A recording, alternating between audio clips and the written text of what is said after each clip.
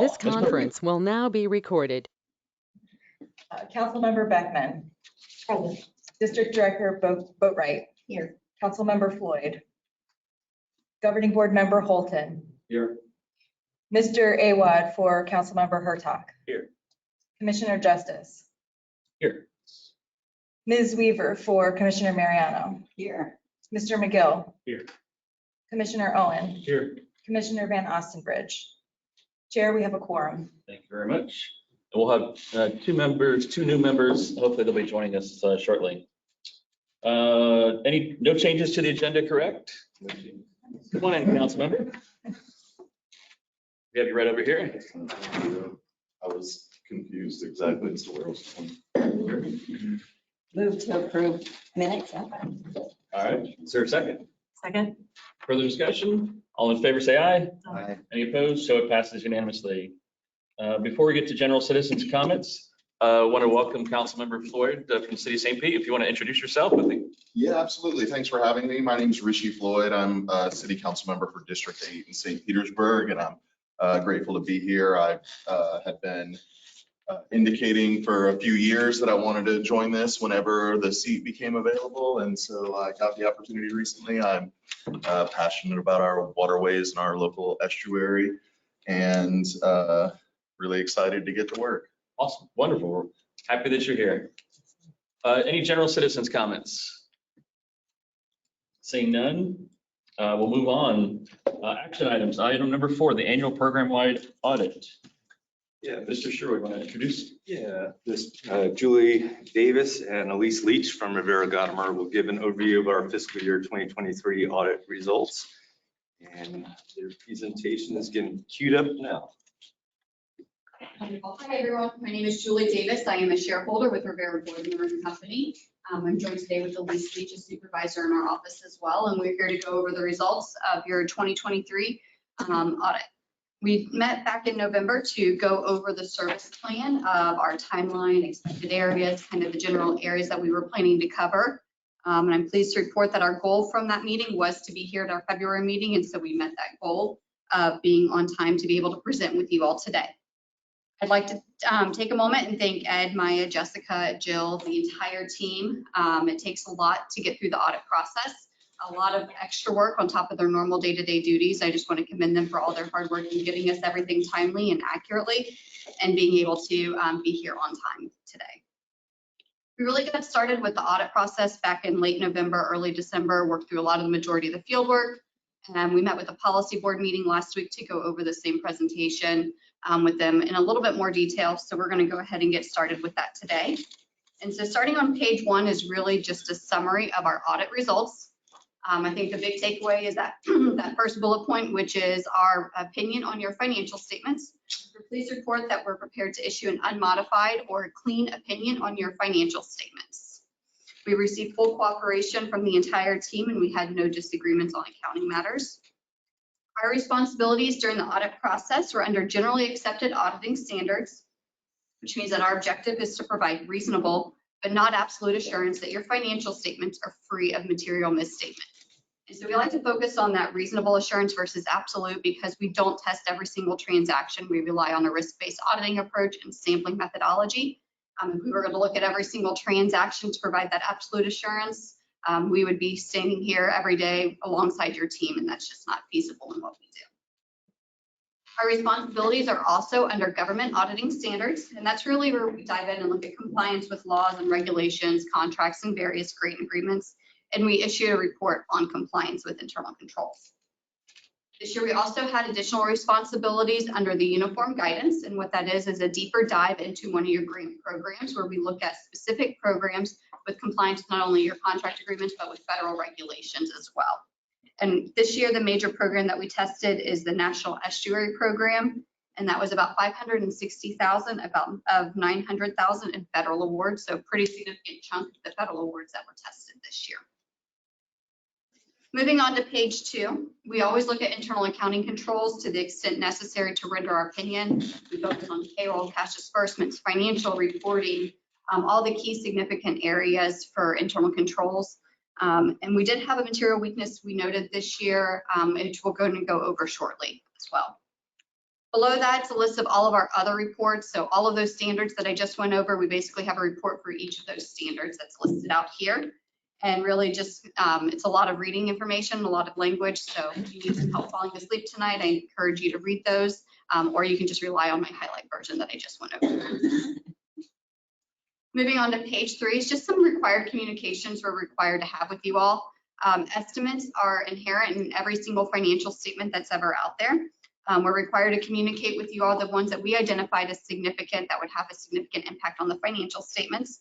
These were the allowance for doubtful accounts, actuarial assumptions used for the FRS pension liability, as well as the fair value of investments held. We did test these estimates and concluded that they were reasonable in the circumstances.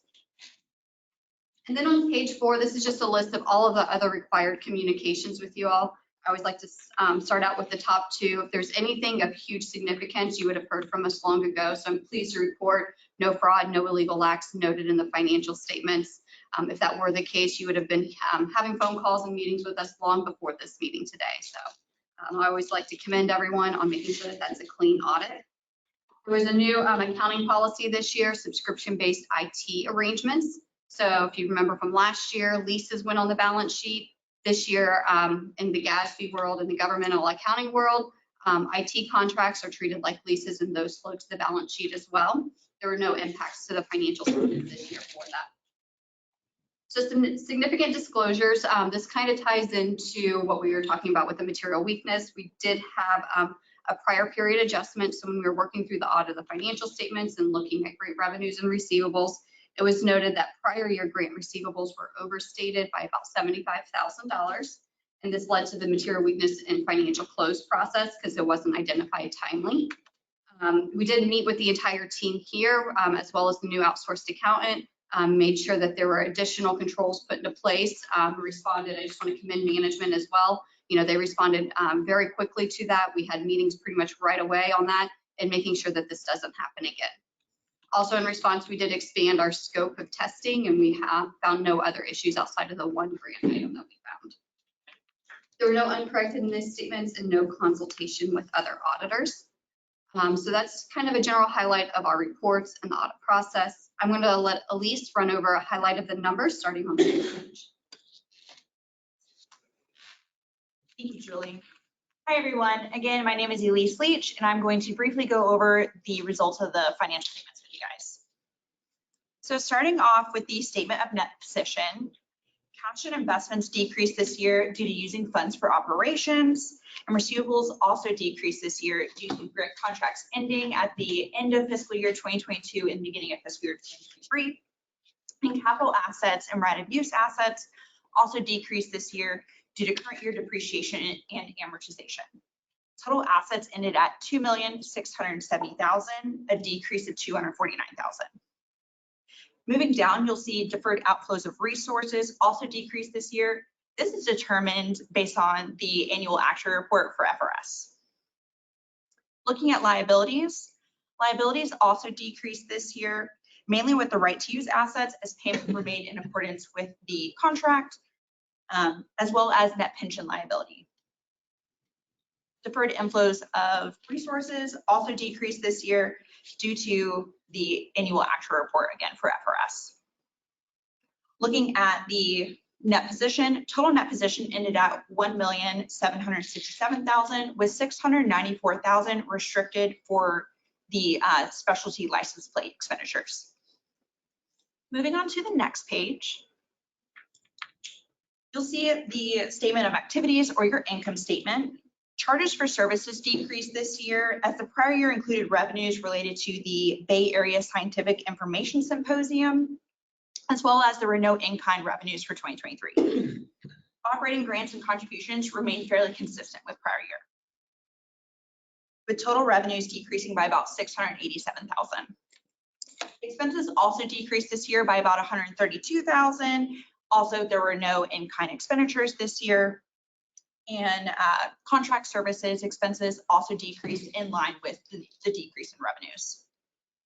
And with that, we will land at a decrease in the change in net position of $283,000. Do you guys have any questions with the numbers this year? Questions? Well, that concludes our presentation of the audit results. As always, if you have any questions, we'd be happy to take any, whether it's over the audit process itself, our reports, or any of the numbers. Overall questions or comments? Appreciate the good governance. All good. Very good. Thank you very much for being, Ed. Yeah, I just want to commend Jill, who helped out tremendously during this year's audit, as well as Jessica, our staff, and of course, Julie and Elise for their timeliness in completing the audit and bringing it to the February board meeting. As you might know that we're transitioning to a new accounting service provider this fiscal year. So during that process, we were also going through the audit and we had full cooperation of the prior accounting service provider, CRI, during this fiscal year 2023 audit. So appreciate everyone's support in getting this done and to you all at this February board meeting. All right. Action recommended. Is there a motion to accept the audit report and statements? To accept the report. Second. We have a motion and a second. Further discussion, all in favor say aye. Aye. Any opposed, so it passes unanimously. Item number 5, quarterly, thank you all very much for being here today. Quarterly financial report, Mr. Sherwood. On page 10 of your packet, we'll give an overview of the first quarter of fiscal year 2024's activity. So the period of October 1 through December 31st, 2023.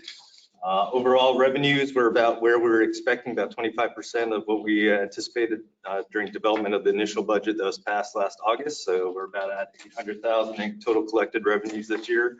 I think at this time we've collected all the interlocal agreement dues from all the parties on the interlocal agreement. Where we've made up a lot of ground in terms of revenues over this past quarter is from 2 donations from MBJ Foundation as well as the Community Foundation of Tampa Bay.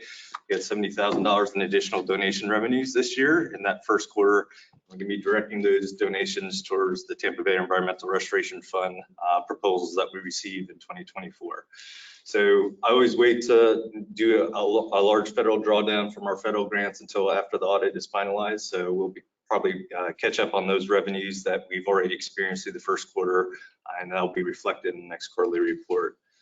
On the expenses side, we're a little bit behind where we want to be in terms of the first quarter this year. We're about 13.5% and expense-wise about $486,000. The one thing to mention in terms of line items that we were exceeding at this first quarter is the volunteer services. This relates to some angler incentives that we purchased to encourage anglers to participate in a survey out on the Skyway Bridge. And it relates to new regulations that FWC has implemented this year. And we're trying to get some indication of the anglers' perceptions of those new regulations. This is supposed to reduce the amount of bird entanglement as well as hooked bird incidences down at the Skyway Pier. So we're providing some terminal tackle that's now approved for use on the Skyway Pier during these closed periods. So we're a little bit over there. We weren't expecting those expenses when we initially developed the budget back in August. So at the next meeting in May, I'll propose a mid-year budget amendment for that line item just to reflect those charges to a grant in this fiscal year. The only other thing to mention is related to postage. We only had earmarked about $250 in postage related expenses. We're anticipating probably a little bit more surveying related costs in that line item. So again, I'll bring it back to the board at May to propose a mid-year budget amendment for increased expectation of those expenses. But overall, in fairly good shape for this first quarter, and we'll probably play catch up with both revenue and expenses over the next quarter report. So if there are any other questions, I'd be happy to entertain them now.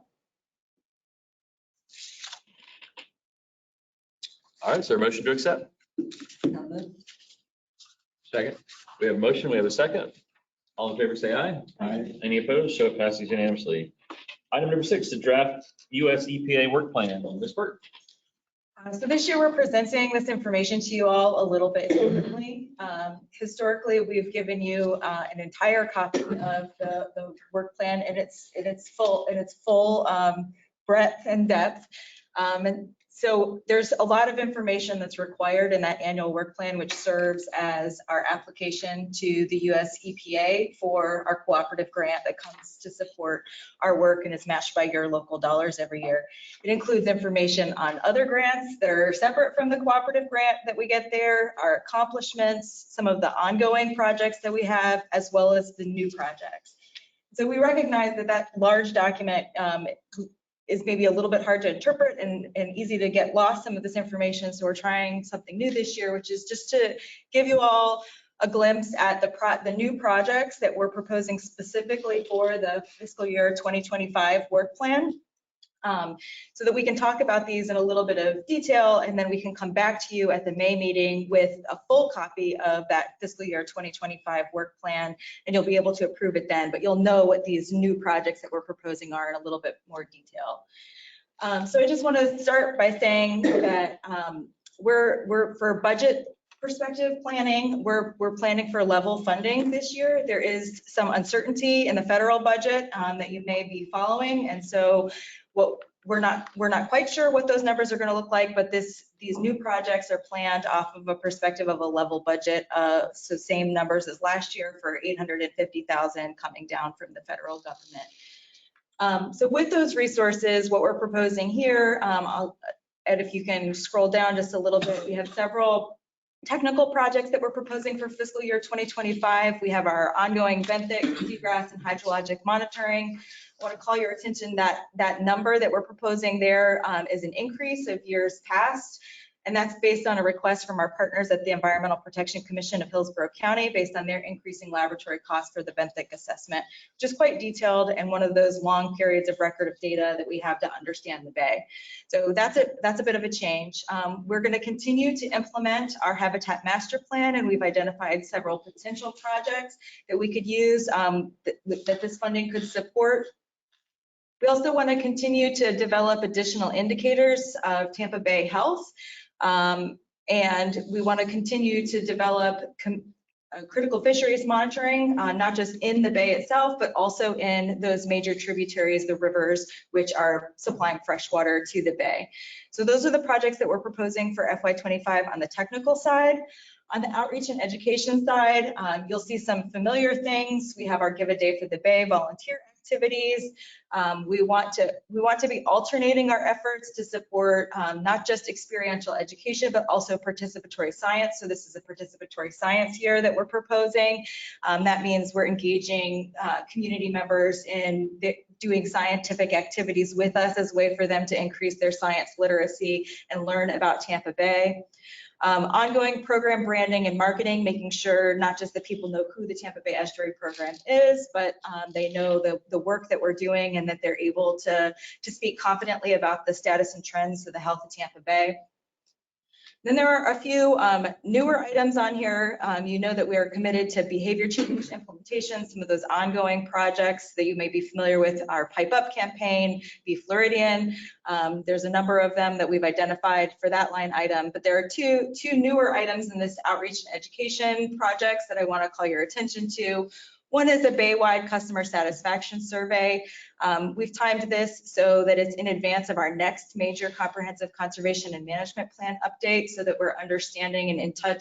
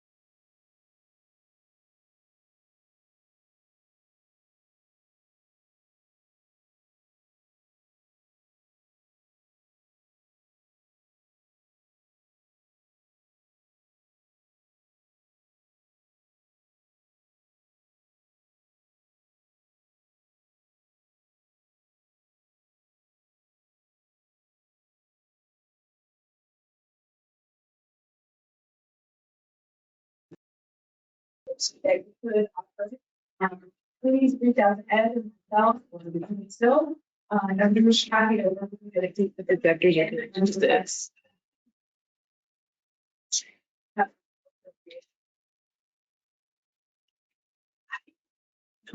It's never done this before. This It's makes just- this sound like a couple of times a month.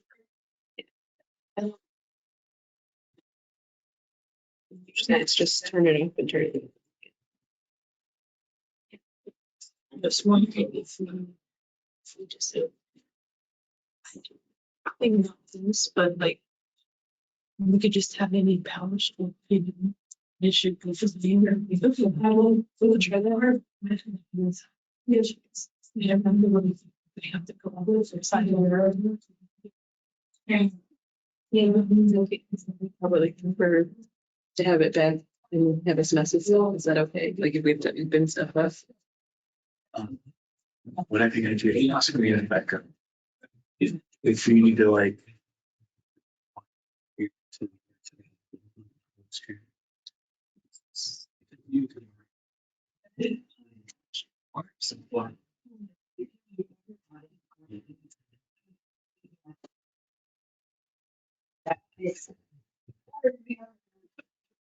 Clearwater has provided them in time for projects that's going on. We and expenses are paid by the city of Clearwater. You all provide that documentation back to us. Especially we also have the JA loose. A janky loose projector. See. As far as the source of the funds that they, that project. We use federal. And I guess we're talking about this program that we have, but I think many of you are familiar with some of the delays that have been going on on the contract side of things. So it creates some challenges for us when your match is not spent out in a timely manner because we're not able to draw down the funding in that way. So that's why I say make sure that you assure that something that you know you're spending out in that fiscal year. That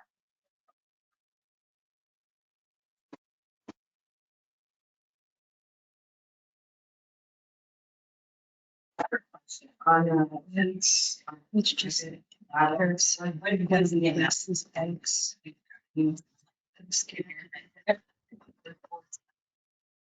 yeah, it's around $100,000. This is all cost, just the service. That's what it is. So based on whatever the actual appropriate. We will adjust, just even if there are issues, project, everything, rate changes, you're having now, May, that's part of what we'll bring back. Yeah. Okay. That's great. We're allocating around $100,000.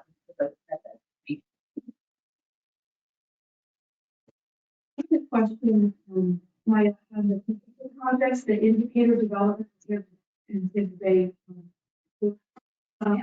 additional indicators, like, I'm just curious, I'm sure the details will come out. What other indicators are you looking at? So we've just started to expand some of the indicators that we're looking at and Parkinson's is the lead on some of that.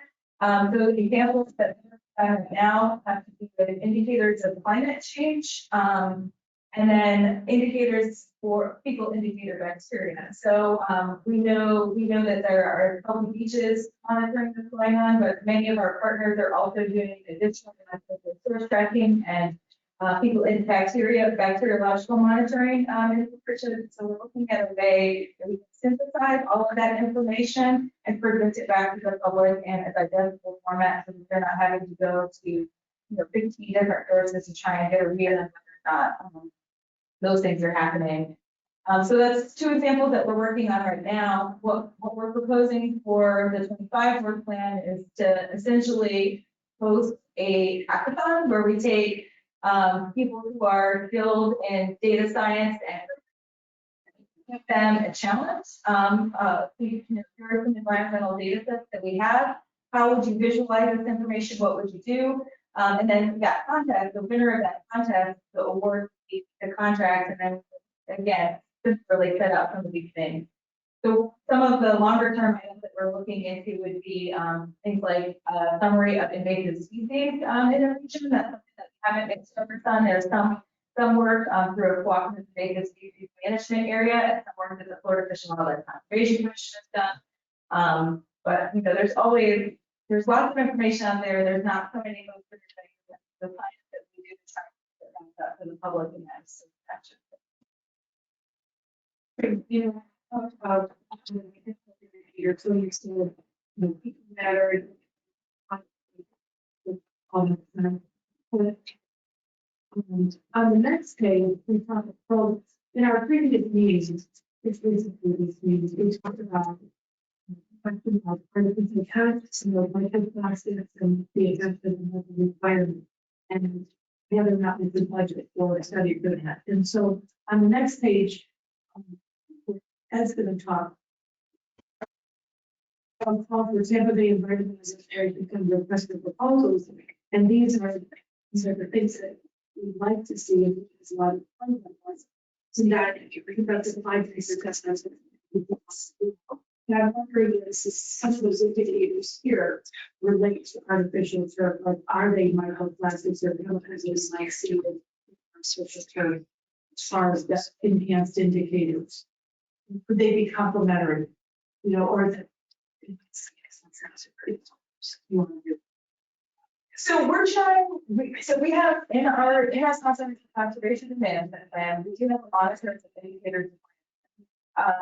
Have identified a host of data that we collect on a regular basis to better understand all of the facets that are interplaying in debate. So we're trying to make sure that you're doing all of the things that we said in that plan. And then if there are additional things beyond what we've already identified, there. So we have some data sets that still microplastics, but those data sets are much greater than the challenges. We talked about the variety of different ways to look at the impacts of artificial turf, and that sort of look at Tampa Bay environmental restoration project called was hoping to get at sort of like what is the sort of unbalanced that are thinking about artificial turf. I don't know that having indicators or something that consistent, like the amount of artificial turf, is something that's appropriate. So more like what's in the water, like not the amount of artificial turf. I think we're seeing evidence of our help. So we have not been able to find, any of the microplastics. The closest we've been able to do with the microplastics is really tied more to predator fragments and then decomposing fishing equipment. Identifying that as sort of a research and catalyze research in that direction, so that almost like sort of tracking for the factor left long-term to find sort of where that into the same question as it relates to factor. There's no one that I'm aware of that's doing that we can find for artificial turfs, but hopefully the incentive will offer $700,000 due to Tampa Bay Environmental Restoration Fund will encourage that work.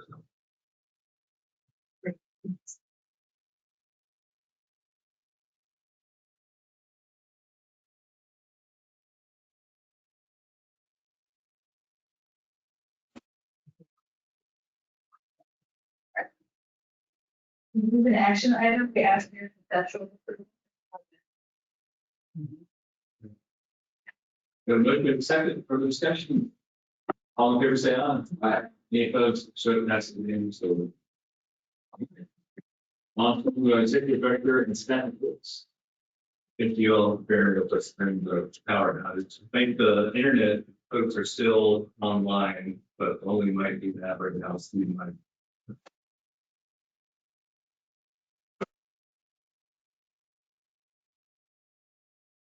But there was some.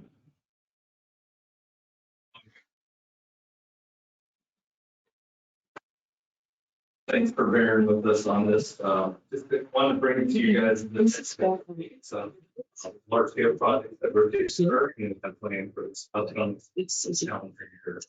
y'all are aware. What is it on there? Phase of the Chicago second project. We had successful negotiations with that contractor for the holiday period, and we actually received a project. The outcomes of that work for fast track, we delivered by the year. And this month, the team was you can put your development project to make that thinking at okay, but it's specifically whether or not those create those targets. Yeah, other options are the internet.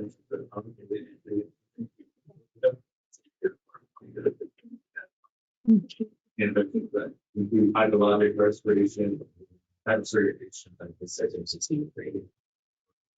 during this whole thing basin past the second. I know tell on that, any days now we're expecting fairly lower. Some should be set up that third active last year. Notify that's to the.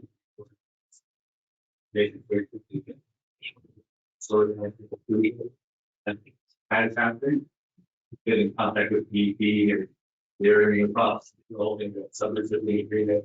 The project is broken up in 3 phases. The first phase is development plan now. Roll any day and then dovetail with all the work capacity assessment. And then the second phase will actually bring down just $20 million to support some other that might result in that plan, or we consider throughout the entire campaign letters. So fairly significant grant that we were fortunate to receive through SOAR accounts. Again, we're just companies are going in the way that should have carried on. And some of the initiatives that we're focused on at this role. I also wanted to bring to your attention the active places as we view from the sign we provide. Program for specific feature and we have and opportunity to share with your colleagues and board members and show the value of contributions within our local region for deeper contributions by guarantee and turn on debt in larger program by projects that need have material capacity. So we bring a lot of value to the meeting in terms of leveraging small amount of local resources for larger federal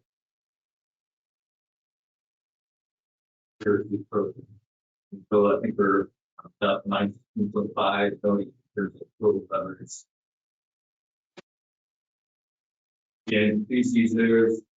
They're actually linked in the packet that will take you to our Google Drive. Also have some additional handouts that we usually provide to our legislative buildings. So say third 11. If you want hard copy with some of those materials that are represented in that folder, please look at that.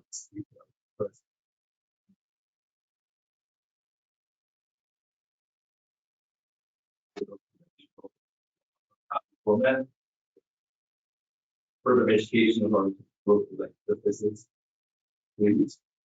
And as has been mentioned, this was discussed in our last board meeting for the Tampa Bay Environmental Conservation Fund, firmly advertising the proposals June March 13th. So if you're NC or organization is interested in applying for this fund, it's all partner governments. We by March 13th, but we're trying to solicit proposals from 5 possible areas that again trying to support as much native habitat restoration recovery as possible. Systems, well, looking at opportunities in infrastructure, somewhat controls for the watershed, improving science literacy for the homeowners that know they don't have septic issues to convert them into a bathroom available in their needs multiplied government, so trying to help offset some of those costs. And then last but not least, like we talked about, any new research focus on the impact of carbon curve, but maybe consideration. So it's kind of like topic. Again, all those projects will be higher this year.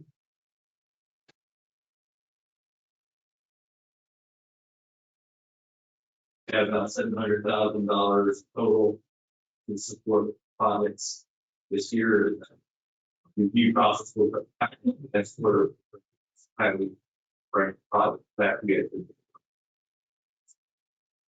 Again, project concepts is around those top areas for higher priority this year, but really anything related to topics, conservation and the plan to call for.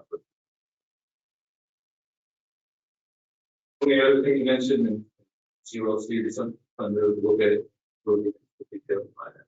That we have some give day for the day events coming up later this spring into the summer. So those dates are at the bottom of the district record reports to February 9th. That is going to give you a little bit of review of police event that we posted. We're also talking about it's the flashy color event that the partnership under National Science Foundation area.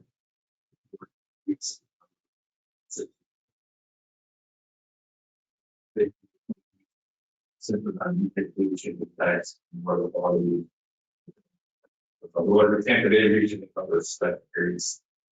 And I think oversee that very overseas. Yeah.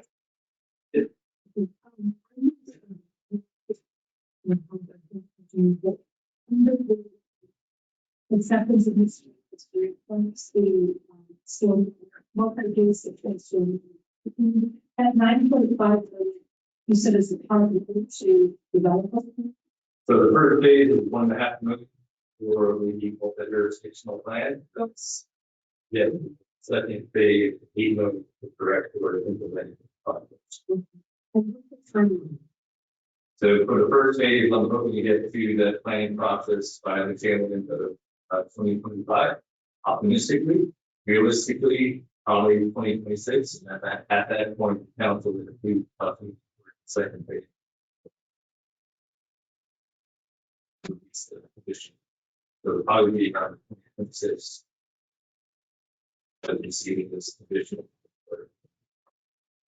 Okay, so when is table six, and then started the study to get something. I'm hoping as soon as I get a subrecipient agreement in place, have conversations on how to advertise, track for that planning process. Optimistically, again, my timelines sometimes get realistic, but I'm hoping to come back at the May board. As long as we have an agreement in place. And you think that, so you think that will take until the next 27. Probably at least take till probably.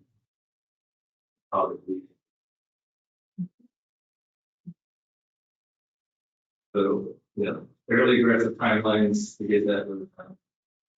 Which is sort of and to get to the actual implementation phase.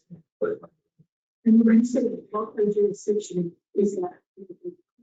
Or make that mean there's no just all jurisdictions represented in the so that would be Portfolio, Butter, City, Harbor, Mars, Largo.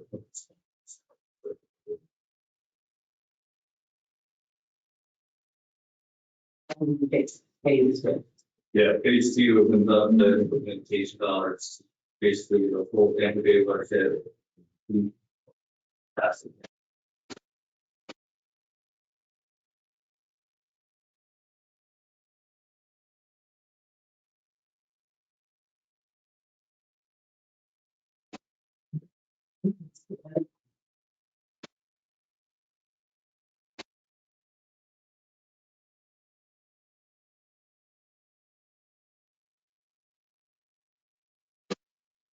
I'm really hopeful this will work.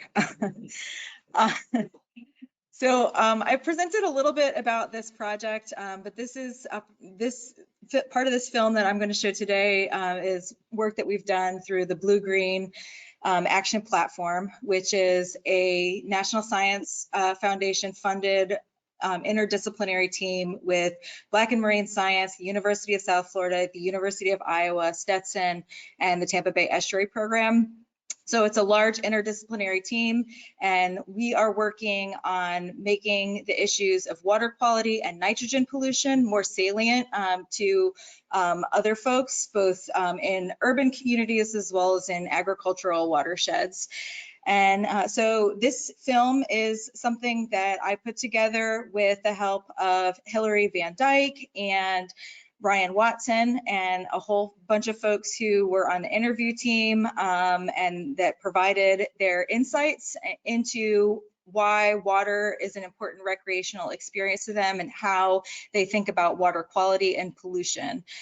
So it's one cog of a bigger project, and we're really looking at ways that we can sort of grow the audience of folks who are interested in water quality kinds of issues and how we ought to frame these issues to make them interesting to those different audiences. So we held the premiere screening event for this film, which is about 40-minute film in total, at the Warehouse Arts District in St. Petersburg on January 6th. It was really well attended.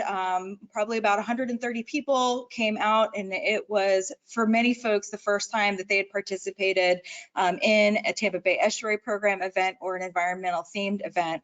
The feedback was overwhelmingly positive, and anecdotally, we've already had folks that have reached back out and said, because I saw this film and you helped me think about these things differently, I saw a cleanup in my neighborhood, or so I went and signed up and participated for the very first time ever.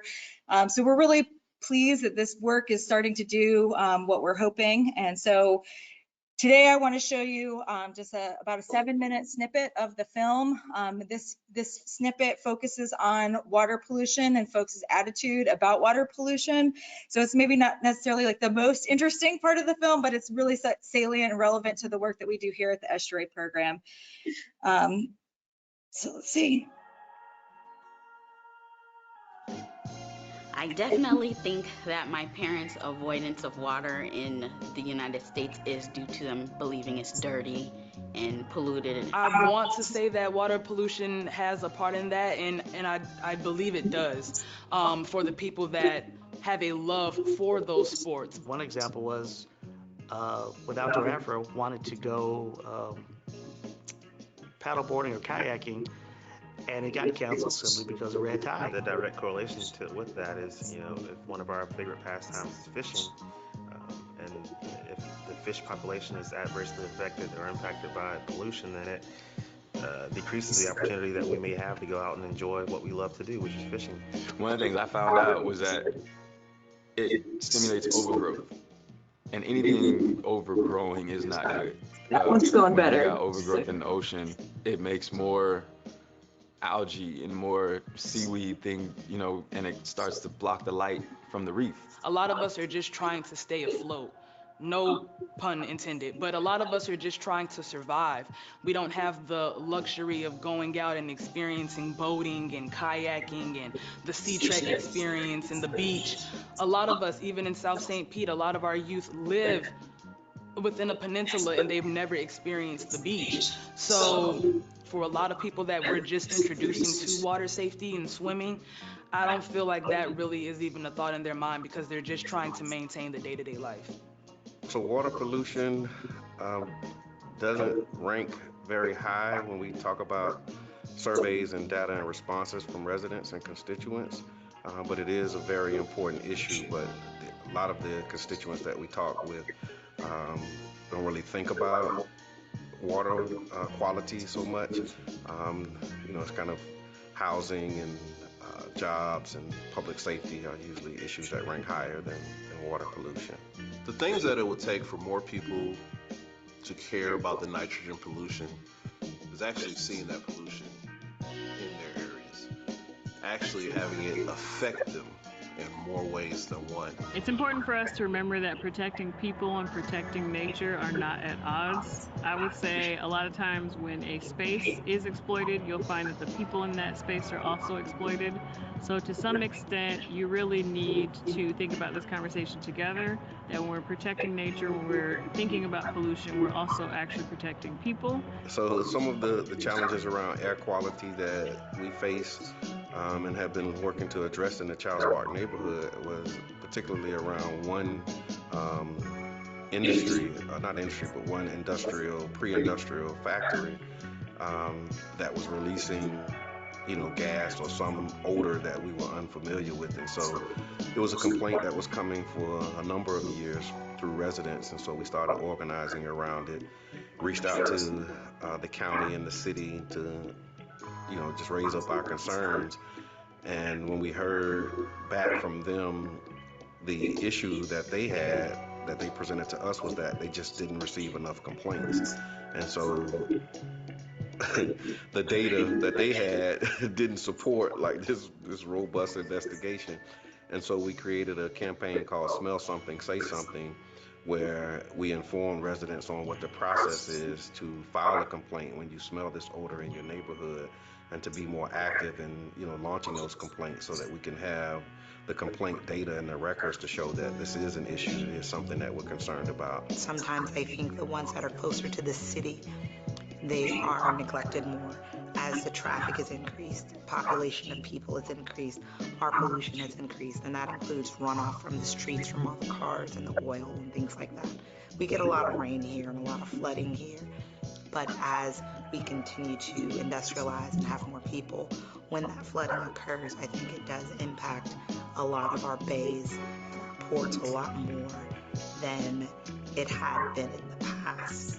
So one of the things that's changed with going from community activist to public official, as it relates to my ability to inform the community about the importance of water and water pollution, is the access to the information that I have. It's already hard enough getting people into environments that they don't have a positive relationship with, where they've heard horror stories and drowning experiences. It's already hard to build a trusting relationship with these spaces, and I feel like with the pollution on top of that, it gives nobody wants to be in it. People aren't necessarily concerned with pollution or thinking about algae blooms and red tide.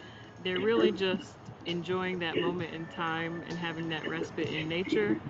But it is important for people to remember the fact that if we aren't concerned about some of those things, this moment in time that you really need for your health, for your mental health, might be taken away if we are not cautious, or at least precautious, about what's happening in the water and what's happening on the land. So maybe we aren't concerned with pollution every moment of every day, but really just thinking about the ways that pollution might make it where you can't actually enjoy the space that you're in. And I think that might be the way to get folks to care, is for them to realize to what extent that pollution might take away the space from them. So some of the feedback that we received was just from folks that attended who have been part of environmental kinds of events in the past, was that they were surprised that everyone didn't view water quality and environmental issues in the same way. This speaks to some of our strategies for supporting experiential education, because we know you have to love a place in order to want to protect it. And so providing that equitable access is really important. So we'll be working to get this film out through several different film festivals, as well as we're hosting some additional screening events. We have one scheduled at the Foundation for a Healthy St. Pete at the Center for Health Equity on April 18th. And we're currently setting up some dates to also do screenings at USF, and we'd be open to additional screenings if you all wanted to reach out to me directly to help coordinate an audience for a viewing of this film. The event on April 18th that we're doing in partnership with the Foundation for a Healthy St. Pete is really focused on this mental health aspect and how nature is respite and how we need to protect water quality so that people can sort of tend to their own mental health and have access to these kinds of nature-based activities. I want to thank Blake in particular for his help assessing the event and supporting some of the survey research on the side.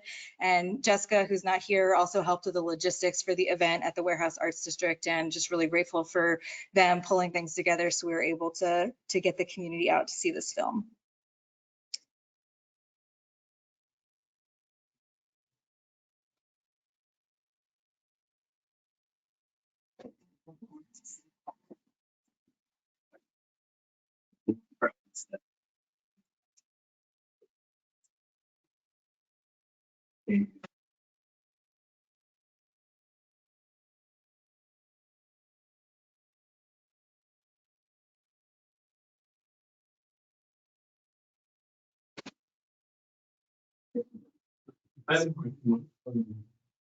Bringing exploring streaming platform.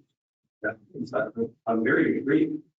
Looking forward to seeing the rest of it. It looks like what Hyperlink. It's available on YouTube. So the trailer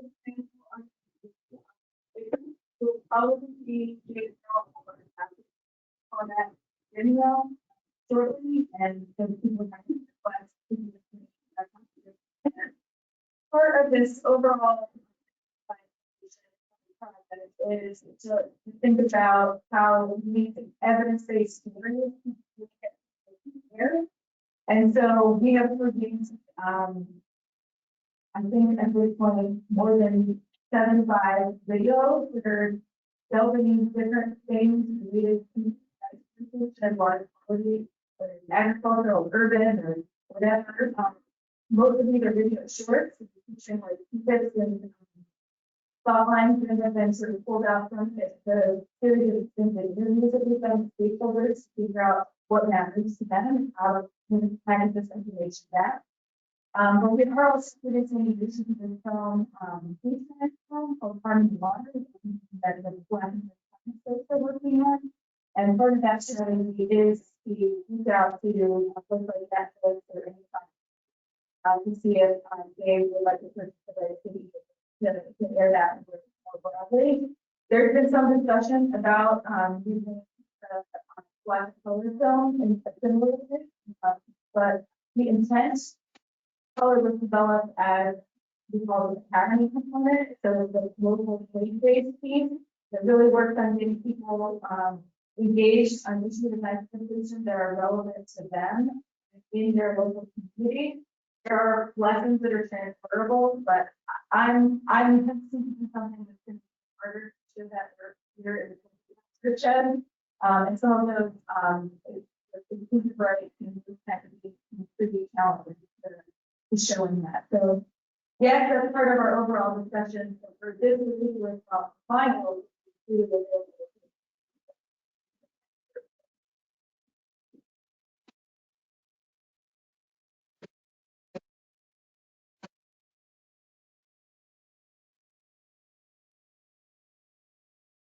one of at the event, we also had curating tabling experience so that people who were offering recreational opportunities, also confident ways, they were invited to come and participate and connect with people with organizations that provided their club one that organization is there. Sierra has not too far with the end of the event, but hope to use that. Majority encourage local governments and state organizations to put this on their website. Well,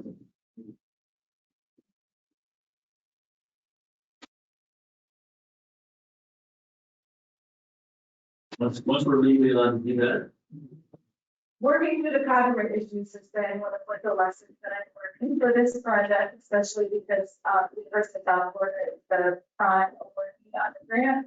And so right now, I had to get special permission to air to show you all the 7 minutes. So I can't share it publicly yet. Once I can, we get to that point, I can share it.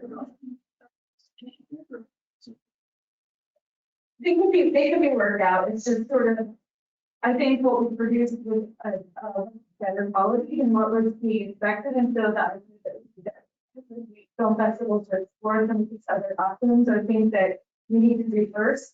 And if you have if you made a film publicly available, the way that I'm hoping that we do, then you are no longer eligible to participate in some of those film festivals or some of those conferences kinds of licensing agreements and others. So, so it's kind of like it's good news, bad news. It's insurmountable. I think we will get there. It's just not as quickly as I had hoped. And it wasn't necessarily what my interest for the workforce. But it's not bad. It's good. Online, you side.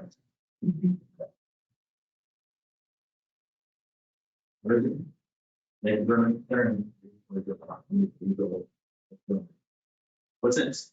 That's it for the American seconds. We have state of the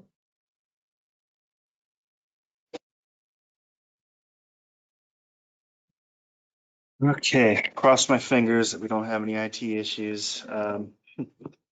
Good morning, everybody.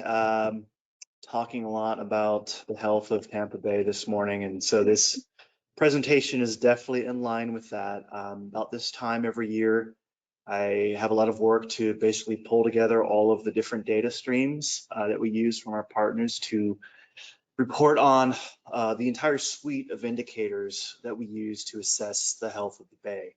That's a pretty comprehensive set. We have some pretty standard bread and butter indicators that we've used for a long time, and so that's really what I'm going to be talking about today. But of course, as was discussed earlier with our work plan proposal for next fiscal year and ongoing, there are other indicators we like to think about to kind of fill the gaps of different pieces of the ecosystem or the community that we care about. So I guess what I'm saying is expect this presentation to get a little bit longer each year, which is good. We want to do a more holistic assessment.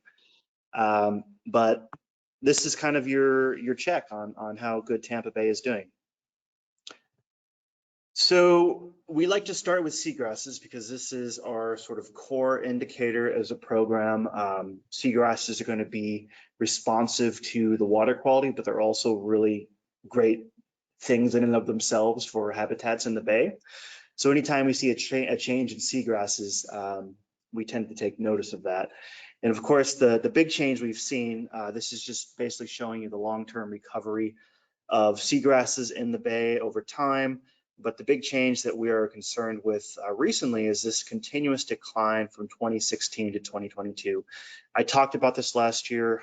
This shouldn't be a surprise, but we're still looking at this and trying to understand why this has occurred. This information comes from the Water Management District. They do aerial surveys about every 2 years.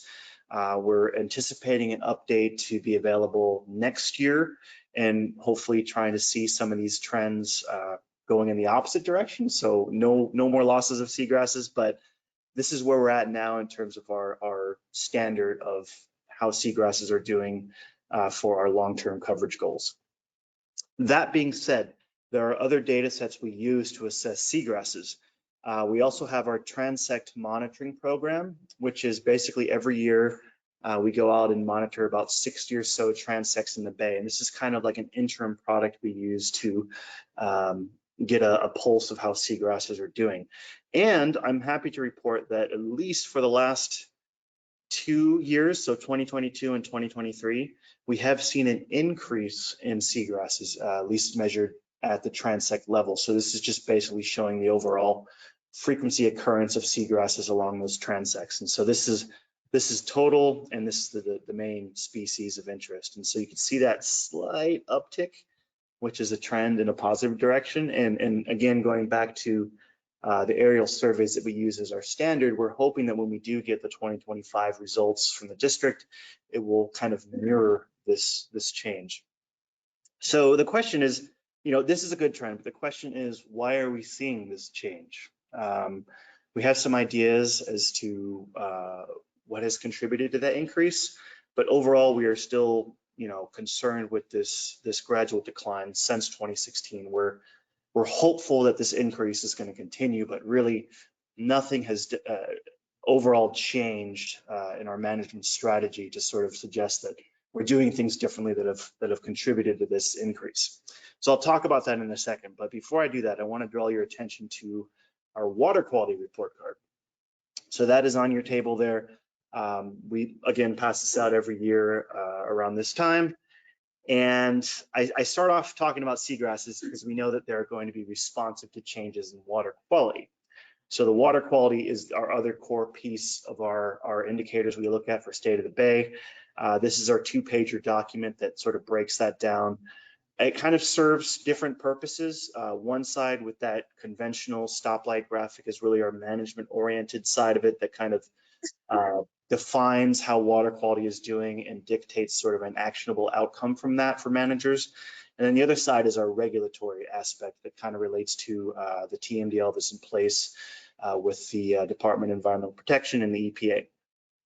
So I'll just talk mostly about the management side. They're complementary. They don't necessarily show completely different pieces of information, but just for brevity, I'm going to talk about the management results. And so also good news for last year, just like the seagrasses, all of our bay segments, the 4 major bay segments of Tampa Bay, are in the green. Okay, so this was the same thing as last year. 2022 was all in the green as well. And so that's a good thing. And this is also an area where we are cautiously optimistic that these are trends that we're hoping to see continue in the future.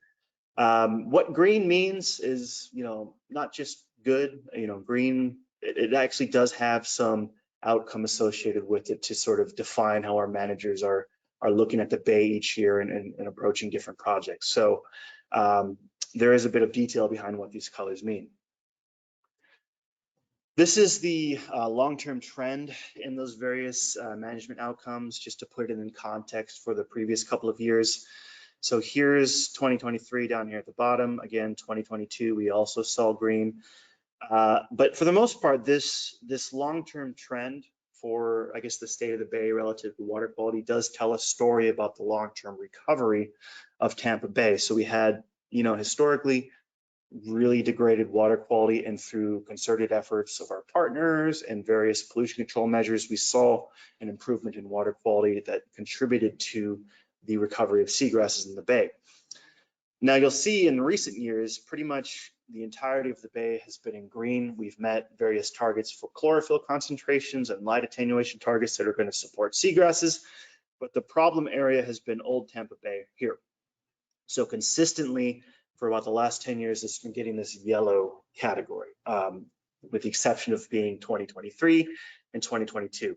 So we are still very much concerned about these overall more recent but longer term trends for Old Tampa Bay. And of course, that has stimulated some of the work towards addressing the assimilative capacity of that system. So what is the current nutrient budget of that system, or nutrient diet? Has that sort of changed over the years, as we know that the Bay is changing sort of overall related to just, increasing population growth or climate change, things like that. So we are still concerned about Old Tampa Bay. Again, just that we had 2022 and 2023 in the green isn't our signal to stop caring about it. Just a little bit more detail about the chlorophyll trends. So again, this is a measure of basically phytoplankton growth in the water column as a response to nutrient pollutants, or how that phytoplankton growth can potentially shade seagrasses. This is again indicative of the long-term improvements in the Bay, but I just want to draw your attention to 2023 down here. You'll notice that this looks like in all but one of the Bay segments, Lower Tampa Bay, this is the lowest measured annual concentration of chlorophyll we've ever seen since EPC has been measuring it beginning in the early 70s. So that's not insignificant. And I have some ideas as to why we saw really low chlorophyll levels last year and also possibly in 2022. We know that stormwater runoff is the largest source of nutrient pollution to the Bay currently. So really, anytime we have a lot of rain, we see high nutrient loads, and that tends to stimulate primary production and chlorophyll and phytoplankton growth in the Bay. So last year was incredibly dry. This shows basically the long-term annual rainfall from the water management district. This is the long-term chlorophyll. Here's 2023 right at the bottom. Less rain, less chlorophyll. And just out of my own curiosity, I was wondering what this relationship looked like. Obviously, I was kind of expecting a positive association between rain and chlorophyll. That's what you see. It's not a super tight relationship because there, of course, are many other things that affect production in the bay. But I thought this was pretty interesting because down here in bottom left, here's 2023. Very, very low rainfall, very, very low chlorophyll.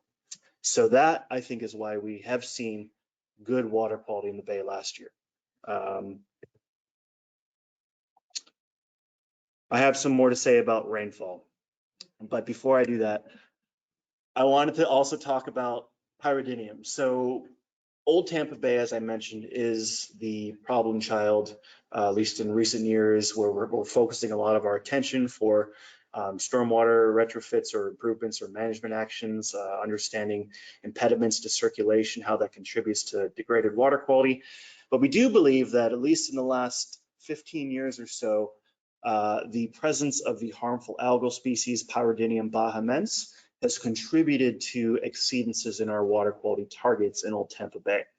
And what all this is showing you is basically a kind of time series of Pyridinium blooms each year in space. So basically across the latitudes in Old Tampa Bay. All I want to mention here is that, so here's 2021, massive bloom in 2021. Here's 2022, we still see Pyridinium. Here's 2023, we see Pyridinium, but less.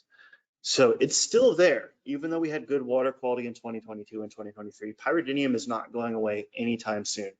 So this is why I say we're kind of cautiously optimistic about water quality being continuously better in Old Tampa Bay, because we haven't really changed our overall management strategy for the bay as a whole, and that does include Old Tampa Bay. So I would fully expect that if we get another year with heavy rainfall, we're going to see large Pyridinium blooms and exceedances of our water quality standards in Old Tampa Bay. So we are still concerned about this.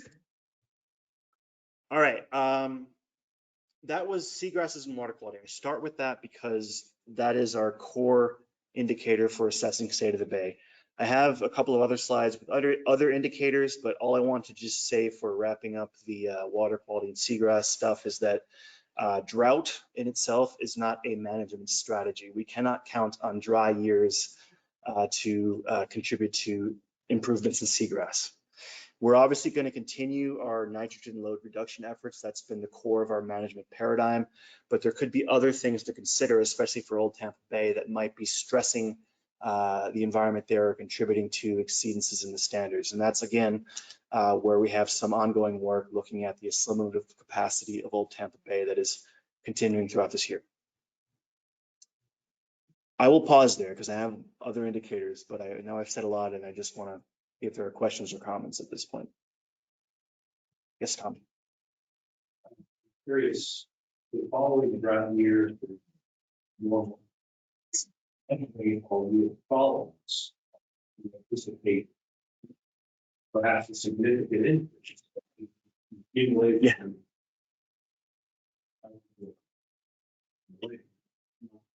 Yeah. Yeah, no, that's exactly what we expect. And I was anticipating a question just like this because, as you know, we're kind of in an El Nino winter, and we have had pretty wet, cold winter so far. And I do think that, like, if you went out in the bay last year, Old Tampa Bay especially, you'd see the water clarity is amazing. But I'd say if you went out there now, actually it's still fairly good, but it's got a little more murkier, and I think that's because of the rain we got. Now, if we were to have a really wet year, wet summer now, it's still going to be a large slug of nutrients coming in, especially that first heavy rainfall at the beginning of the rain season. But I think because we see kind of a wet-ish winter, it might sort of ameliorate some of those initial effects of the wet season. But definitely anytime where we have a prolonged dry period followed by heavy rains, that's when we see the largest nutrient influxes because of what's accumulated on the landscape. And you know, the bay can change in a matter of days as a result of that large slug.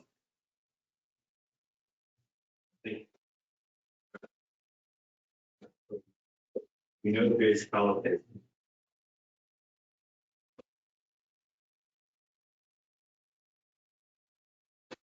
Really, how do we manage the basic?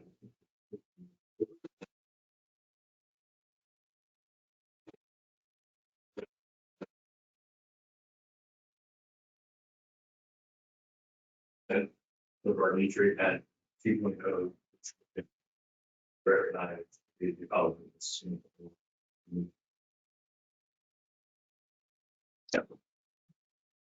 Yeah, so I understand the procedures of that. We can send to the group, but were there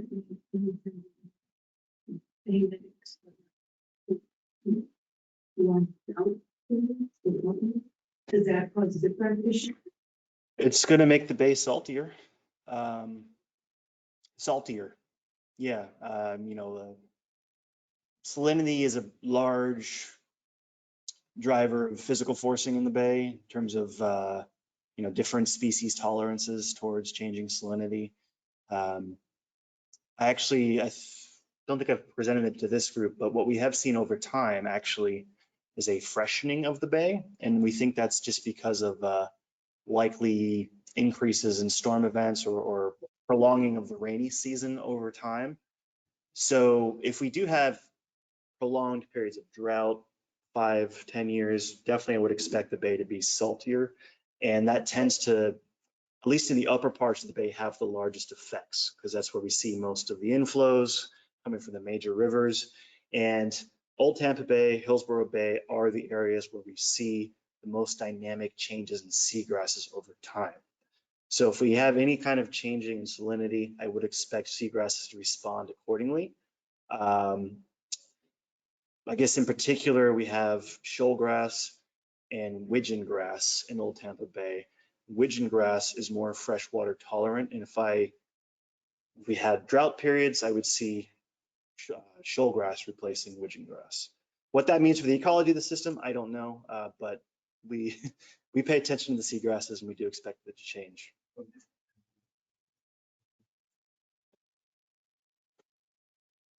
That too.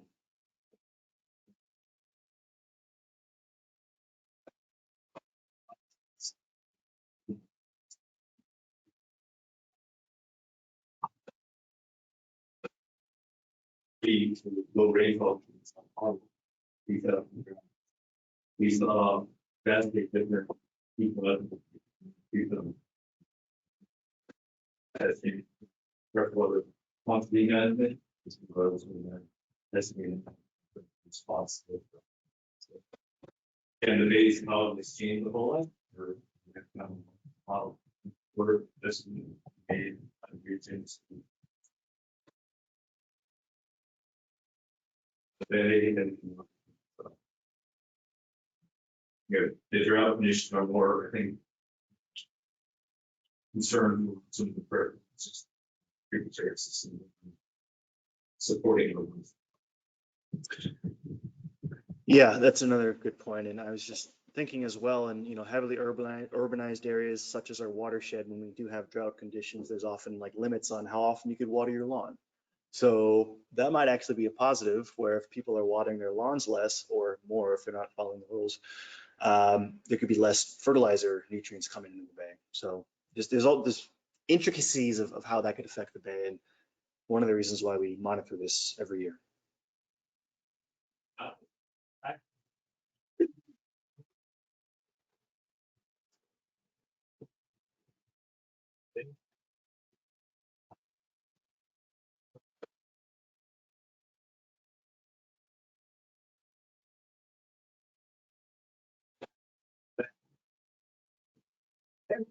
Every municipality does not.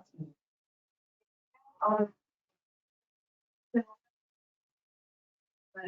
City of Tampa, St. Petersburg, Suffolk County, those entities pass residential fertilizer ordinances prior to state law preempting the blackout.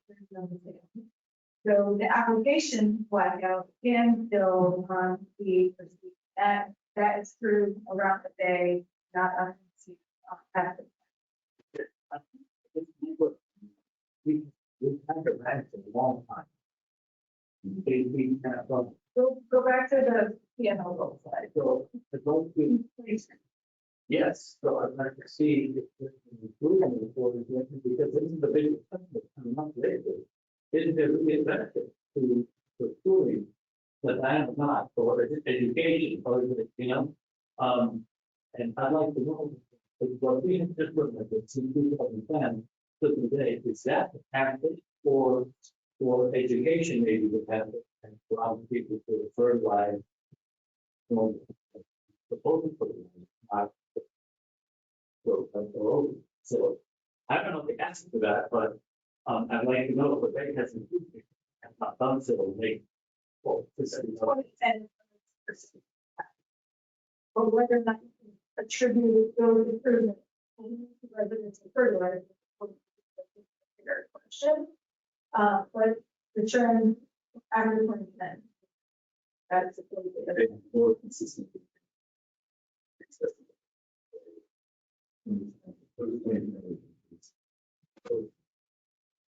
Yeah, that it's one of the tools in the toolbox. It's talking about the one block.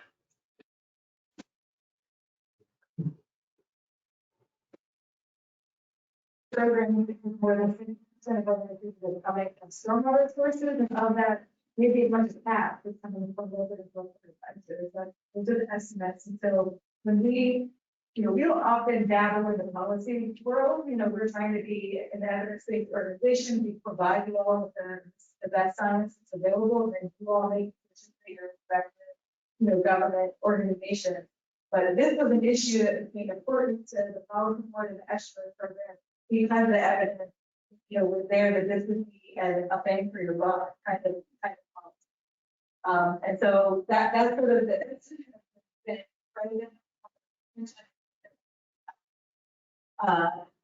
a need to evaluate the effectiveness of those ordinances. Probably do that on a statewide basis when there's a patchwork of regulations and a patchwork of enforcement of those regulations. I think it becomes really challenging to evaluate.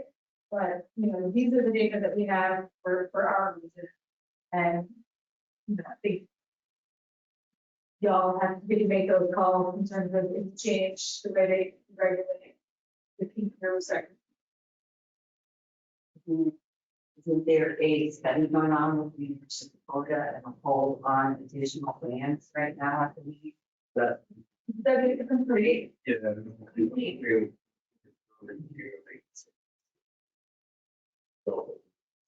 Within.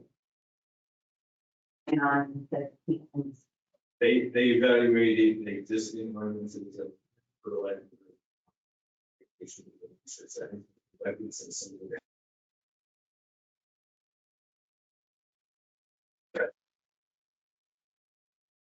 There's some newer evidence that suggests that underlying banks state or zone contents, so they put it on that. So it's again a community decision, I think, on the best way to manage nutrient burdens today. And part of the nutrient burden is managing in this floor urban where you can scout. So any more fertilizer or nutrients that you're bringing into your community, you have to manage your stormwater system. So we've been and continue to make this program, these fertilizer ordinance that tool using those that burdens, potential investments you would have to make in the back end. And the moratorium on residential fertilizer is at the end of the year. We will know whether the end of 23 or I think it was social. There is this year. That's helpful. That's what I need to understand. We don't know what the legislature is actually just currently in session. We don't know if there will be anybody to act on that.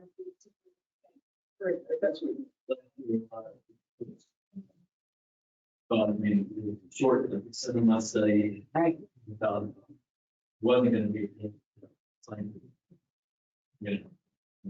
that was a concern last year. First review, then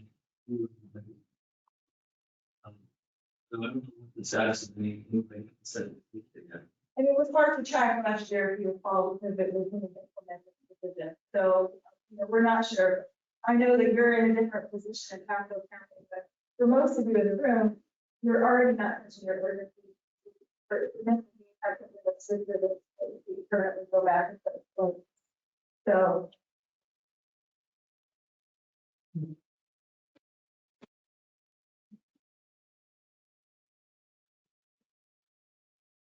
All right, I'm not stopping next time I do this. No, good discussion. Yeah. Okay, so now onto some less contentious indicators. So this is our fisheries index, what we're calling our Nectin index. Unlike the water quality data, this is lagged a year. So we get the 2023 data this year. So we got the 2022 data last year.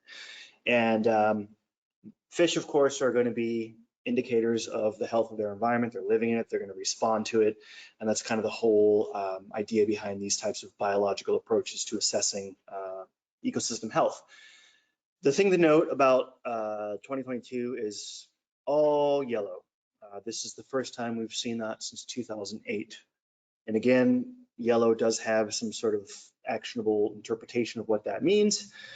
But this is notable because, again, this is the first time it's happened in quite some time. And very likely this is basically showing a response of the fish community to red tide in the bay. So we have the 2021 red tide associated with the Piney Point incident. And then 2022, we actually had a winter small bloom in the bay as well. So we know that this index is responsive to red tide. That's essentially what it's showing right here, a large bloom year, as well as the 2018, 2019 bloom. So we're not surprised. But the good news is that fisheries communities are fairly resilient. They do tend to bounce back fairly quickly after a few years, but they're just, again, responsive to their environment and kind of why we see these trends. Another index we track is our benthic index. This is also one that's lagged a year, but this is basically coming from the EPC. It looks at the health of all of the organisms that live in and around the bottom of Tampa Bay. So the sediments are going to be a large sink of pollutants. They entrain a lot of contaminants to come up from the watershed, and we look at the organisms that are living in there to sort of tell us what is affecting them. And of course, that can propagate up through the ecosystem, and things eat them, and that's why this is important to look at. The story with the benthic index is that really not a whole lot has changed. This is fairly typical of sediment contaminants in the bay, or at least how the organisms are responding to them. Areas of the bay that are near freshwater inflows that are receiving a lot of inputs from the watershed, like Hillsborough Bay, Hillsborough River, Alafaya, Old Tampa Bay, tend to have more accumulation of contaminants in the sediment. Hence, the biota in the sediments are more impacted overall.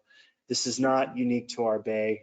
All bay systems are like this, but nonetheless, this is something we track, and actually we can use as a tool to sort of prioritize where we can do different restoration projects in terms of how it addresses the sediment. The last thing I'll talk about is our restoration project. So this isn't necessarily a report on an aspect of ecosystem health, but really what our partners are doing to improve the health of the bay. So we also give this habitat restoration update every year, and this is really driven by the reporting that comes to us from our partners that are doing these projects and then reported to EPA. And we like to describe this because it's, I think, motivating to see what everyone's doing, but also to remind everybody that this is really, again, an important tool in the toolbox to help protect the bay. So looking at the numbers for last year, this is basically total number of projects, how many acres, how many miles were the focus of these different restoration projects, broken down by major native habitats in the bay and in the watershed as well. And these are basically the primary habitats that go into our habitat master plan, where we have specific targets and goals for what we want to achieve in the short term and long term. So by and large, uplands up in the watershed have been the primary focus of restoration efforts. This is actually a fairly common trend from year to year. It's just where we have a lot of habitats and a lot of opportunity to pursue these projects. But other habitats have received some love as well. I'm not going to go into all the details, but coming from this, we do have some priorities of what we like to remind people of when they focus on these types of projects. This is a breakdown of 2023 relative to the previous 2 years, showing number of projects and how that breaks down by the different habitat types. We were happy to see that we did get an increase from 2022, almost double what we saw that year. I'm not sure why we had such little reported effort, but nonetheless, we're kind of back to where we were in 2021. So a lot of projects, a lot of resources invested in them, and we like to see these continuing from year to year. So coming from, I kind of broke that down by different habitats. In the restoration community, obviously you focus on one particular native habitat at a time. So we like to recommend priorities based on where the effort has been and how those habitats have changed over time. We track this as well through some of the land use, land cover maps we get from the district. So what we're basically communicating for 2023 moving forward is things to prioritize are essentially native habitats that need attention. They are either in decline or not looking like we will meet prescribed targets and goals in the next 10 and 30 years. So seagrasses, we talked about that in the beginning. That's an important one. We saw a decline, maybe somewhat of an improvement in the last years, but we're still looking at that as a priority. Salt marshes, they have been lost primarily because of replacement by mangroves, as well as how they're being threatened by sea level rise. And of course, freshwater wetlands. We don't have necessarily a lot of those, but they're really important habitats for biodiversity, and we're basically losing a lot of them to development. And we're nowhere near our target where we want to be for coverage. Things where we say keep it up, we're doing a good job, basically means we're at our target or we are trending in a positive direction to meet that target or goal, and we need to keep up the work. So oyster bars, a lot of great restoration work going on there. Oysters definitely obviously have a positive influence on water quality, so we want to continue that great work. Actually, the uplands habitats that I just showed, a lot of great work there. There continues to be effort, but with land use development, we know that these uplands are continuing to be threatened, and we want to keep the focus on their preservation before we lose them. And then, of course, there's the doing fine category. We do have targets and goals for mangroves, but we know that doing fine just on their own, especially as they're creeping further north each year with climate change and kind of how they're out competing other intertidal habitats like salt marshes. So we say don't do mangrove restoration. They're going to restore themselves on their own. Certainly other activities like trash pickup in mangroves is a good thing, but in terms of like planting mangroves, it's a good thing to do, but not where I think the priority should be at this point. So that's pretty much it. We can continue talking about fertilizer ordinances or talk about some of these other indicators, but I'm happy to entertain questions.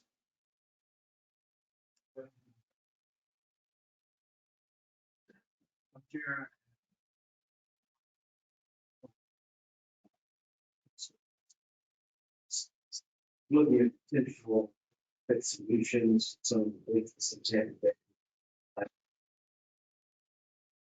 But I know that you study, like, you look at that, some of the data, maybe is going to some part, you take video efforts, maybe certain efforts, but I want to know specifically, is it probably rank from the problems in all canopy, you get load, but it's hiding load, this was that, so. Yeah. I can't ever say one particular thing is causing the issues. It's a multitude of things. And we also have multiple tools in the toolbox to address them. So it's difficult to say this is the one problem, this is the one fix, because it's never going to be like that in reality. But hydrological circulation in Old Tampa Bay, the impediments to it are one of the important things we know contributes to degraded water quality. Yeah.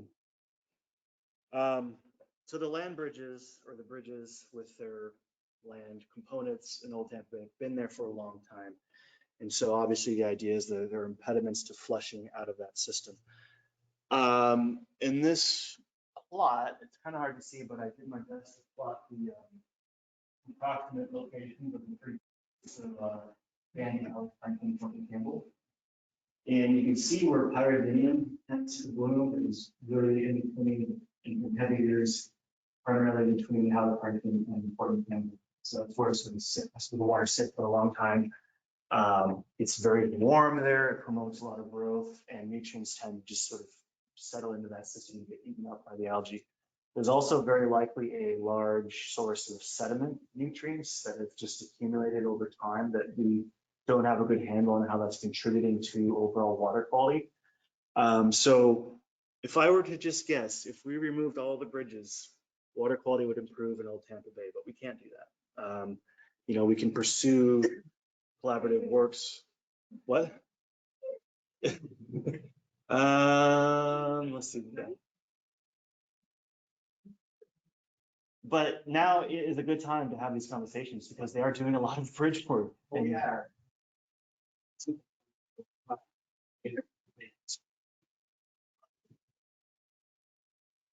Study. What DOT did on the Stanley Bridge side, which is probably water in the bridge now. Yeah. And that's something going back to litigating should have had. I've had to bring it when such a we've had these discussions, model tools that were available at the time. Expired if they were probably operations. We think it's that or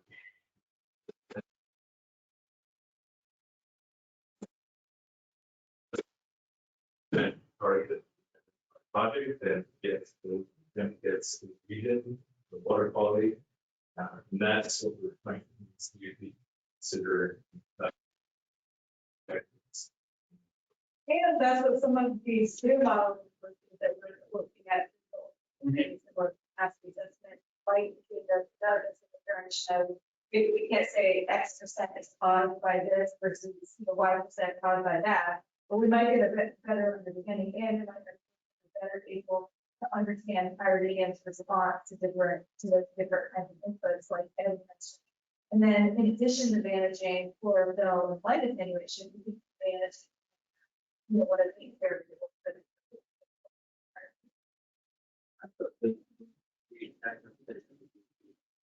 you power right down and basically brush this off.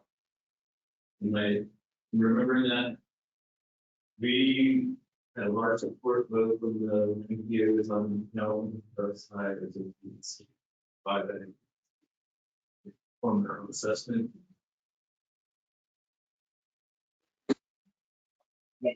So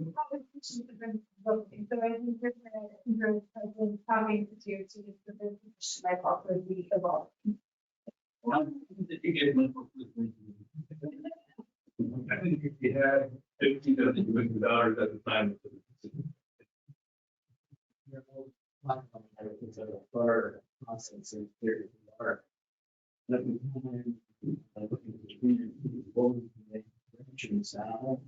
Yeah, I think it was something. That's the state of the ball.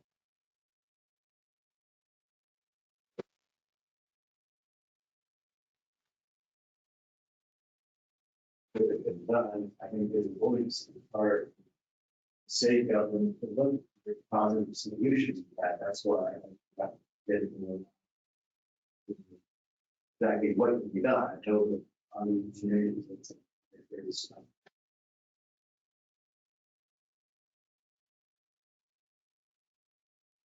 as their apply solution, there are a number of others that they've done. That's something with recommendations. Well, or Yeah. predicting problems, students, where is it going? And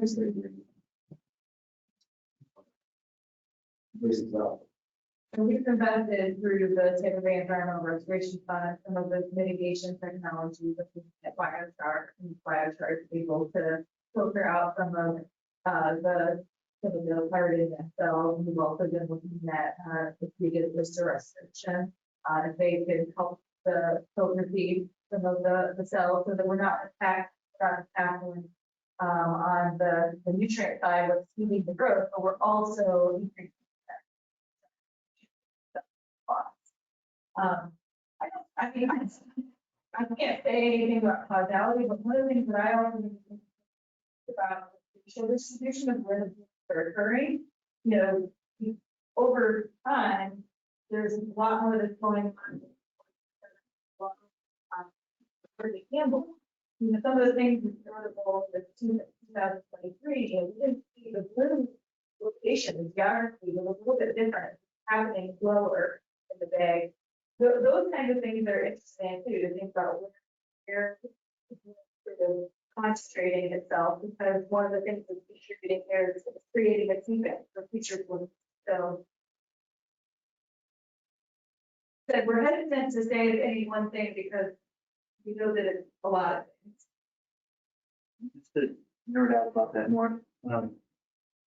Temporally too, because you see the bloom happening in early summer or late spring, whereas the previous year it's gone up the whole summer.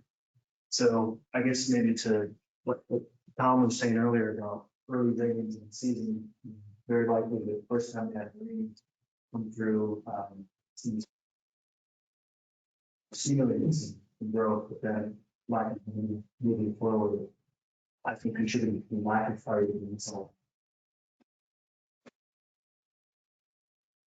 Tools out there that measure every day, you can snap the block. Okay, it's seem instrumental. I got this data from Harry. Part of what Marcus should be the city block for, because what we have typically, the indicator is the monitoring that is collected by the environmental. That's people going out on the basis and all. There are additional folks that are going out and monitoring that. This monitoring is a little bit different than this wildlife centers, because they're basically, it's a in response to, so they've got an observation that they set up to make sure that they characterize. So this is why we bring this in, because sometimes one happens when you can see that they're regularly done. There's minutes coming in peak room conditions, so it showed, you know, the bay as one thing, but other data that just another thing. That's it, in my opinion, it's completed, to think about the network that continues on stations or actually for since of the data, all in line in terms of deploying technology to say it's more continuously understand what it wants. That's investments that I think you were in a program. Staying part of it. Yeah, it's shocking. We think you have some kind of mechanical vehicle that will be secure with the rulers. You can tune in and if you report. Yeah, there's a lot of time and effort that goes into the data that we use, and I have to remind myself of that sometimes. But yeah, I guess Ed is saying that our dreams to have a continuous monitoring system in the day, and things like cell concentrations, that requires somebody under the microscope counting. But there are tools out there that can, estimate it from flow across the camera, and AI can do it. And even nutrient samples are going to the lab, but there are in situ sensors now that can get a reason to less than that. So I personally love to see that day for fall type of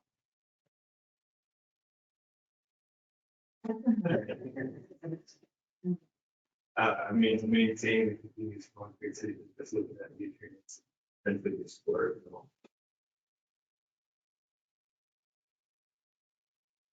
And then O&M would be that, because you do have to go out and collect that same validity. The 500 and then 500 a year. Don't think I stand up, right? I'm going.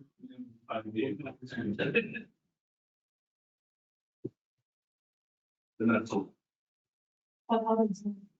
Yes. Most of it's. The Sentinel FT did the Conservation Foundation down. Actually, started to develop some things. And it's not the full sleeve of this. Finding is to perform that application for, make sure that they don't have to be good at it. And having a good program.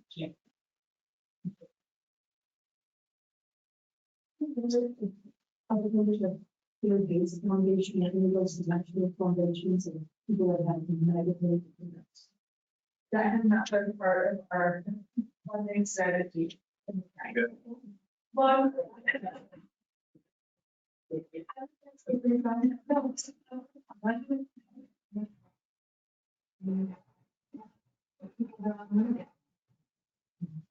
Well, that would do, I mean, that's, this is a public health issue.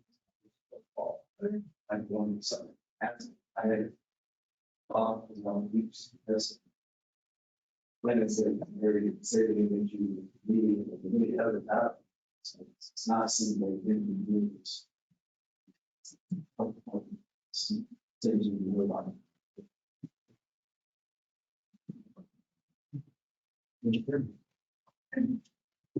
Not to belabor the conversation. I've never seen this primarily to expand circulation. But so we have set up those panels and state media day. These other sort of more like programs we're taking a look at cleaning up.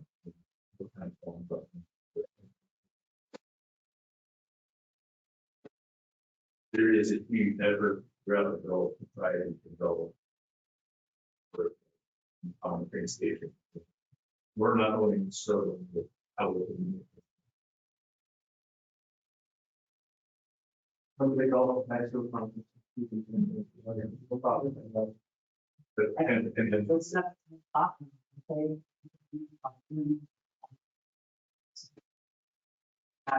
Store.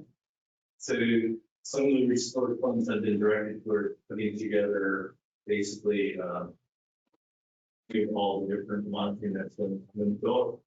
Haven't seen bigger projects that are actually making investments in the sites as of yet, but I think that's where sort of the catalog that the development is leading towards. It's not what it's. If possible, to identify grant sources for that program.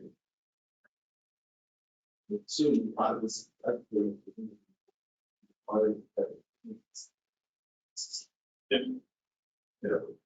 Yeah, that's the opportunity for us and finding the right partners. We can manage.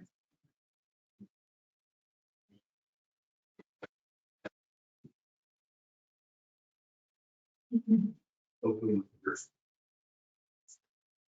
We got staff that know already. It's like people do it. We have a lot of water. Oh, we have it. Said a lot of investment has gone towards sort of that issue. I don't heard. So that's where a lot of investment have been past. The nutrient and water quality is a little bit different. So we're in technology investments. So, Thank you. All right. Down to informational items, Maya, and Just the ongoing reports for the community advisory committee and the technical advisory, you'll see all of the things that they've been up to. For the newer folks in the room, we'll also have a dashboard, work on that dashboard, and that helps you drill down all of the breadth and scope of different projects that we're managing. Purchase platform.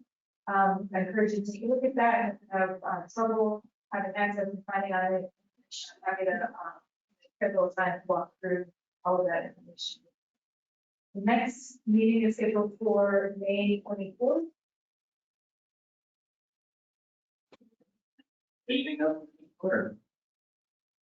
Jen, welcome, Councilman. I appreciate your service. I have some things I would have to start. Because we finally established strategy and saving. And that was a very big step for us. We actually stood up 6 employees to manage what needs to happen in our community. I'm so proud of that office we stood up and including some of behind it. So that is absolutely something that happened in February. This week we had a secret agent. We interviewed, we got down to 2 people. So they're finally in the game here with our secret agent. So they should be coming on board out of the match in the next 30 days. So that's pretty exciting. And then the last thing I would love to brag about is our NOAA grant that we finally got one. Monday, March the 4th, we have these, we have a map and we have 30 curb, boom, and litter traps that we're gonna put for water catchment places to catch plastics before it gets into the Gulf of Mexico. And the University of Florida is helping to manage this. This was actually on my quest to get the secret agent. I ran across this. And we have $350,000 of booms, and they will manage it for 3 years. Let the track studies analyze the amounts coming out and not being installed. And the different type of outlets. And our first one is going in on March the 4th, Monday. We have a huge installation celebration on Bear Creek, which is in pure bottom water. So I'm grateful for that and so excited about the direction that has been done.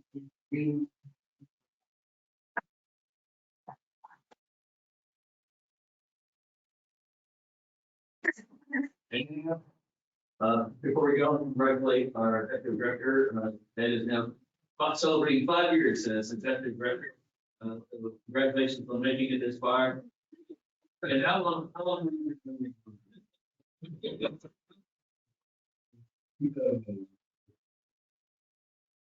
Appreciate this. Anything else? Have one week and we are adjourned.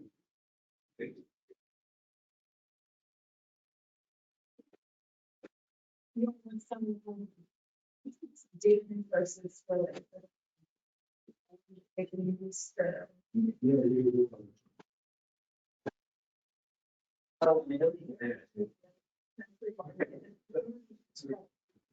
Yeah.